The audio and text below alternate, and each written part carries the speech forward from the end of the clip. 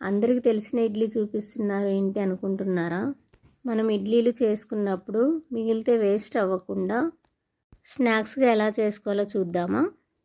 మనం మిగిలిపోయిన ఇడ్లీలను ఇలా క్యూబ్స్లా కట్ చేసుకోవాలి.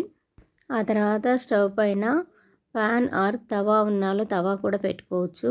ఒక 2 టేబుల్ స్పూన్ ఆయిల్ యాడ్ చేసుకోవాలి. ఆ తర్వాత ఆవాలు, జీలకర్ర, పోపు దినుసులన్నీ యాడ్ చేసుకోవాలి. కరివేపాకు కూడా యాడ్ చేసుకోవాలి. అవి బాగా వేగిన తర్వాత సన్నగా కట్ చేసుకున్న ఆనియన్స్ కూడా వేసుకోవాలి. ఆనియన్స్ను బాగా కలుపుకుంటూ వేగించుకోవాలి.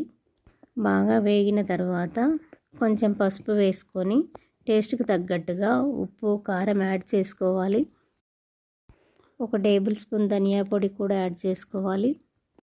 ఇవన్నీ బాగా ఫ్రై అయిన తర్వాత మనం ఫస్ట్లో కట్ చేసి పెట్టుకున్న ఇడ్లీ క్యూబ్స్ని ఇందులో యాడ్ చేసుకోవాలి.